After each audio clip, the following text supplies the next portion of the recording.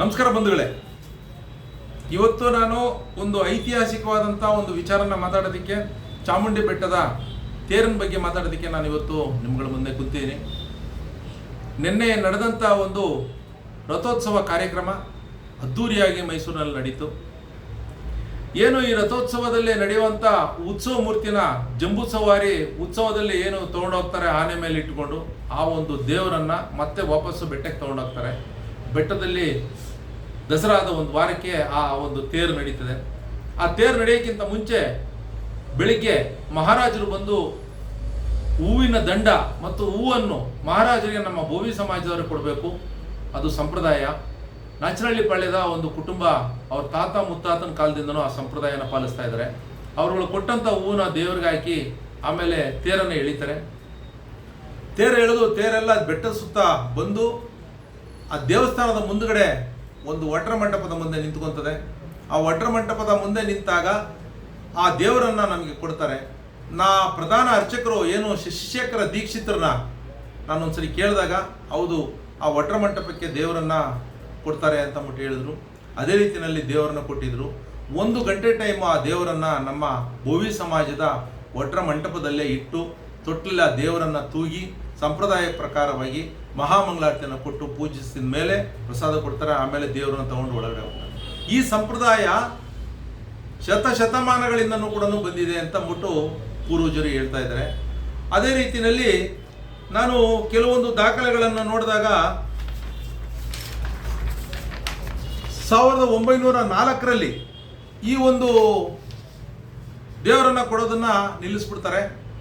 ಆವಾಗ ನಮ್ಮ ಪ್ರಮುಖ ಮುಖಂಡರುಗಳಾದಂಥ ಗಿರಿಯಬಾಯಿ ಪಾಳ್ಯದಲ್ಲಿರುವ ದೊಡ್ಡರಾಮ ಬೋವಿಯವರು ಮತ್ತು ನಾಚನಹಳ್ಳಿ ಪಾಳ್ಯದಲ್ಲಿರುವ ಪುಟ್ಟ ಬೋವಿಯವರು ನಮಗೆ ಸೇವಾರ್ಥ ಕೊಡಬೇಕು, ನಮಗೆ ದೇವರನ್ನು ಕೊಡಬೇಕು ಅಂತ ಅಂದ್ಬಿಟ್ಟು ಮನವಿ ಮಾಡಿದಾಗ ನಾಲ್ವಡಿ ಕೃಷ್ಣರಾಜ ಸಾಹೇಬರು ಮಹಾರಾಜರ ಒಂದು ಟೈಮ್ನಲ್ಲಿ 1907ರಲ್ಲಿ ಮತ್ತೆ ನಮಗೆ ಅರಮನೆಯಿಂದ ಆದೇಶವನ್ನು ಕೊಟ್ಟು ಅರಮನೆ ಸೀಲ್ ಹಾಕಿ ನಮಗೆ ಈ ಒಂದು ಅವಕಾಶನ ಮಾಡೋದಕ್ಕೆ ನೆನ್ನೆನೂ ಕೂಡ ಈ ಒಂದು ಉತ್ಸವ ನಡೀತು. ಇದು ನಡೀತಾನೆ ಇರ್ತದೆ.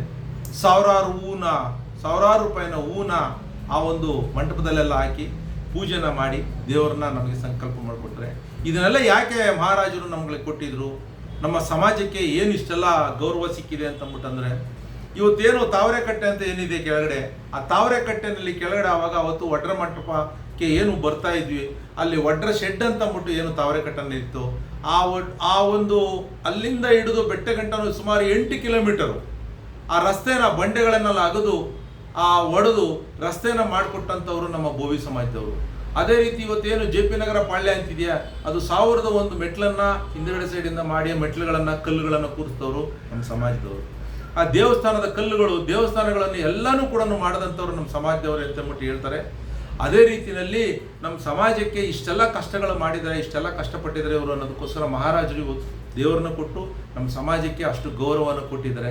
ಹಾಗಾಗಿ ಮಹಾರಾಜರಿಗೆ ನಾವು ಅವರ ಸಾಷ್ಟಾಂಗ ನಮಸ್ಕಾರಗಳನ್ನು ತಿಳಿಸುತ್ತಾ, ಮತ್ತು ನೀವು ಯಾವಾಗಲಾದ್ರೂ ಕೂಡ ಬೆಟ್ಟದಲ್ಲಿ ಬಂದಾಗ ನೋಡಿ, ದೇವಸ್ಥಾನದ ಮುಂದೆ ಇರುವಂಥದ್ದು ನಾದಮಂಟಪದ ಪಕ್ಕದಲ್ಲೇ ನಮ್ಮ ಮಂಟಪ ಇದೆ.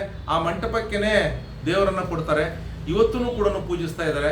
ಹಾಗಾಗಿ ಈ ಒಂದು ಐತಿಹಾಸಿಕವಾದಂಥ ಕಾರ್ಯಕ್ರಮ ನೆನ್ನೆ ನಡೀತು, ಅದ್ಧೂರಿಯಾಗಿ ನಡೀತು. ನೀವು ಯಾವಾಗಲಾದರೂ ಬಂದಾಗಲೂ ಕೂಡ ಈ ದಸರಾ ನಡೆದ ಒಂದು ವಾರಕ್ಕೆ ಅಲ್ಲಿ ರಥ ನಡೀತದೆ. ಆ ರಥವನ್ನು ತಾವುಗಳೆಲ್ಲ ಬಂದು ನೋಡ್ಬೋದು, ಪೂಜಿಸ್ಬೋದು. ಚಾಮುಂಡಿ ಬೆಟ್ಟಕ್ಕೆ ಬಂದಾಗ ನಮ್ಮ ಬೋವಿ ಸಮಾಜನ ನೆನೆಸ್ಕೊಂಡು ಎಲ್ಲರೂ ಹೋಗುವಂಥ ಒಂದು ಅವಕಾಶಗಳು ಸಿಗ್ತದೆ ಅಂತೇಳಿ ನಾವೊಂದು ಈ ವಿಡಿಯೋ ಮಾಡೋದಕ್ಕೆ, ಮತ್ತು ಈ ಕೆಲವೊಂದು ದಾಖಲೆಗಳನ್ನು ಏನು ಪತ್ರಾಗಾರದಲ್ಲಿ ನಾವು ಇವತ್ತು ಕೆಲವು ದಾಖಲೆಗಳನ್ನೆಲ್ಲ ನೋಡ್ತಾ ಇದ್ವಿ. ಆ ದಾಖಲೆಗಳೆಲ್ಲ ಇನ್ನೂ ಕೂಡ ನಮಗೆ ಸಿಕ್ಕಿದ್ರೆ ಇನ್ನೂ ಕೆಲವು ವಿಚಾರಗಳೆಲ್ಲ ತಿಳಿತದೆ. ಹಾಗಾಗಿ ಈಗಲೂ ಕೂಡ ದಾಖಲೆಗಳನ್ನು ಕೇಳಿದ್ವಿ. ಸಿಕ್ಕಿದ್ರೆ ಎಲ್ಲ ದಾಖಲೆಗಳನ್ನು ದಾಖಲೆ ಸಮೇತ ತಮ್ಮಗಳಿಗೆ ತಿಳಿಸುವಂಥ ಪ್ರಯತ್ನ ನಾನು ಮಾಡ್ತೀನಿ. ನಮಸ್ಕಾರ ಬಂಧುಗಳೇ, ನಮಸ್ಕಾರ.